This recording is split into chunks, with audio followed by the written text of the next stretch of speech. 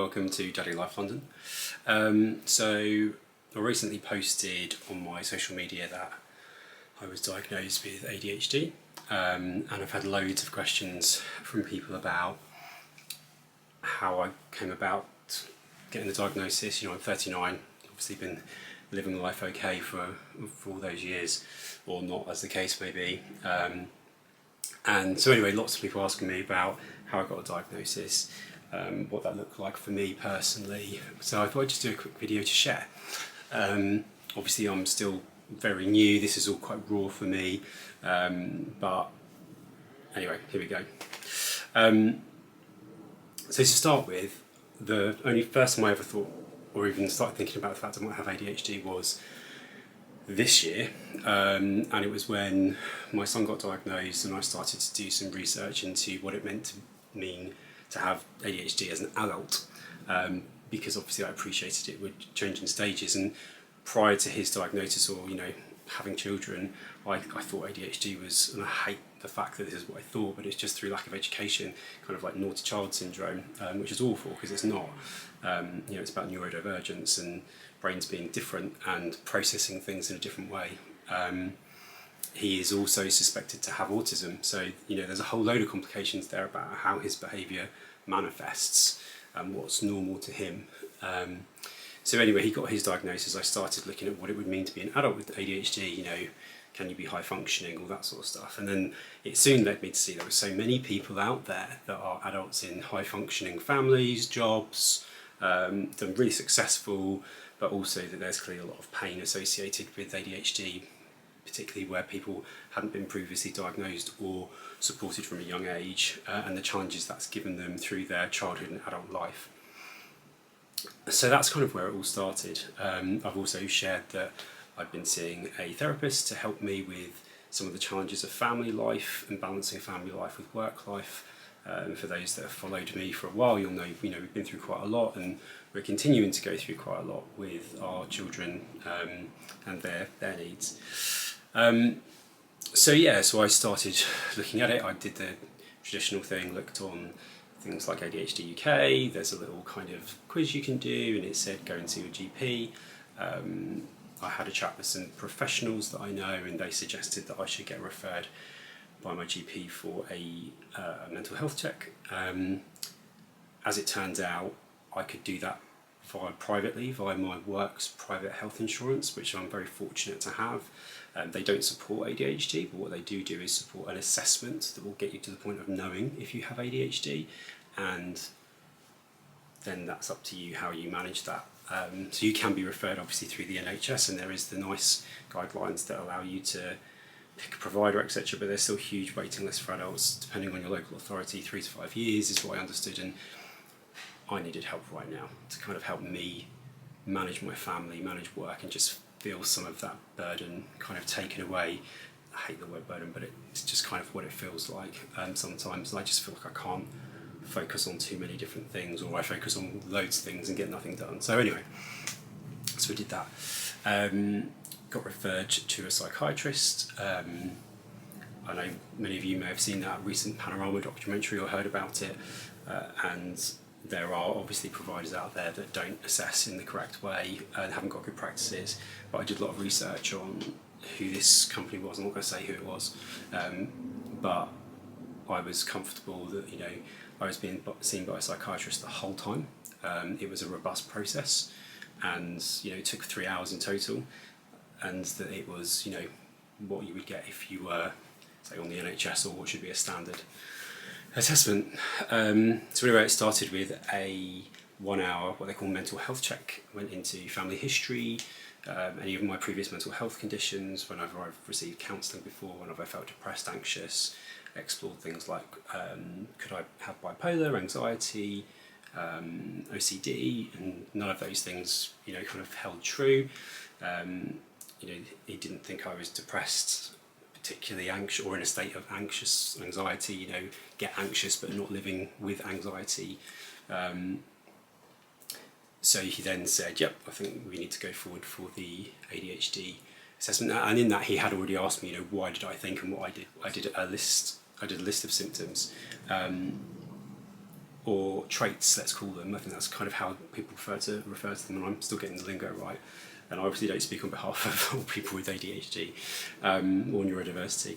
But it was like, 15, 16 things, ranging from inability to stay focused on a single task, doing short tasks for immediate gratification.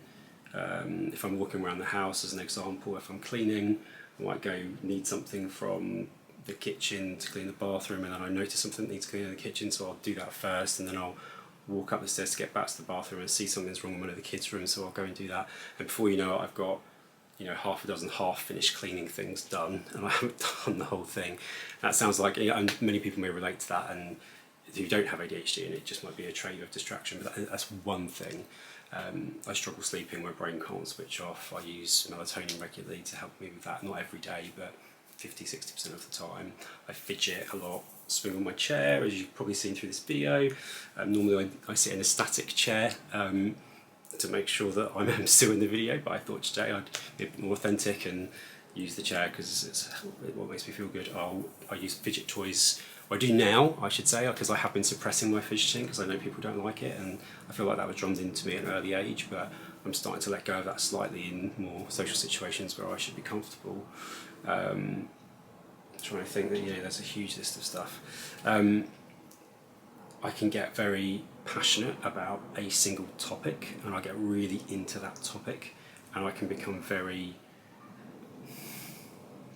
animated, and if I know someone's wrong or I think someone's wrong, and then I want to just kind of take over the conversation, so I do a lot of internal talking to say, let someone finish, let them make their point, don't interrupt someone, because I know when someone tries to tell me that I'm wrong, I find that really frustrating. So that's definitely something I used to do, and as I've matured, I've stopped myself from doing that. I've been very conscious of it, being a bit more that just because I think I know doesn't mean I do know. Sorry, it's quite hard to talk about sometimes, because it makes me sound mental, but anyway, struggle to read, as in I can read clearly, but I want to read a book sometimes, like a fictional book, a non-fictional book, and I'll read a few pages and then I'll see something over here and I'm like, oh, maybe I'll go and do this, or I'll wipe that window, or I just can't focus. And even when I'm on holiday, I find it difficult to stay still in a sunbed and listen to my music. I'm always like looking around or thinking about, oh, maybe I'll have lunch, or what does this look like, or I find it difficult. I'm a creature of habit. I like routine. I like to know what's happening. I don't mind doing new things, but I like to know they're coming. I like to know where they are. I like to look at pictures of things because it means my brain can calm itself down before it gets there. Because one of my challenges is like I go into sensory overload and I'm like, oh, what about this, what about this, what about this? Which has not been helpful since we've had the kids, and I'm more on alert for their safety, particularly with our son, who can be impulsive and run into the roads or not look at what he's doing and not think about what he's doing, and I can get in quite a high state of anxiousness around that stuff. And I guess I just want to be able to get to a point where my brain is just a bit calmer. I also can go through 6 bouts of sickness, because it's like I go 150 miles an hour, take on the world, do everything, feel amazing, and then suddenly I just break, and it takes me weeks to recover, because it's almost like I've got no barometer to be able to say, that's enough, stop now, if that makes sense. So I just keep going and going and going. Anyway, so there's all this stuff, and there's more. And anyone who wants to talk to me about it can reach out, and I'm happy to share my list with them privately. I think what came with being diagnosed, when I was ultimately diagnosed, was a fear of what people would think of me being diagnosed with it. Would they think differently of me? Would they think I'm less capable or less of an individual? Would they think it even exists? Some people don't believe in ADHD, so what would that look like? Do I need to be careful who I tell? But part of my growth has been about being authentic and sharing who I am. So this is who I am. I believe it. It makes sense. I've recently started my medication to help me. I've already got lots of therapeutic strategies in place that have helped me get to this point unwittingly.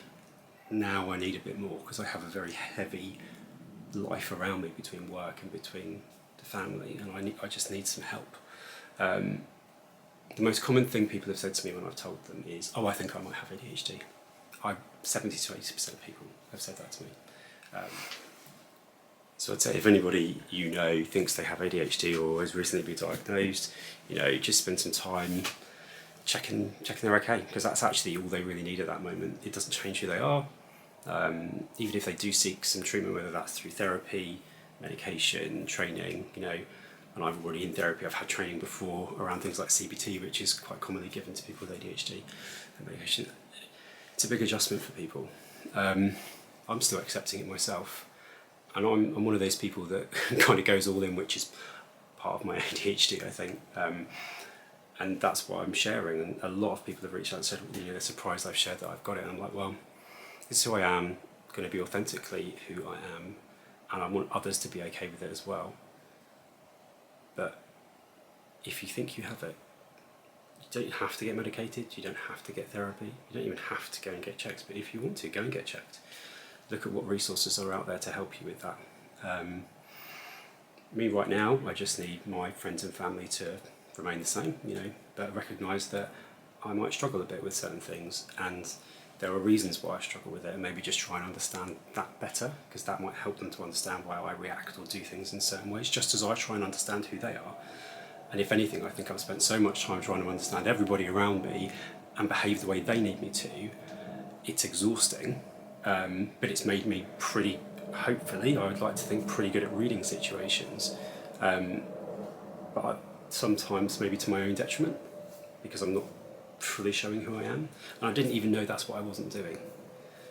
Just a small example is I'm now allowing myself to fidget and I'm allowing myself to play with things, and I mentioned that earlier, and that's it just uses the energy that's in my body that just is like this all the time. So yeah, I may start to be a little bit different, but I'm essentially the same person. I just working out what things are out there to help me be better, or the best version I can be for my family. So there we go. Anyway, I've got ADHD. My son has ADHD. We now talk about busy brains. I don't tell him about ADHD, I talk to him about busy brains, just introducing it slowly to him.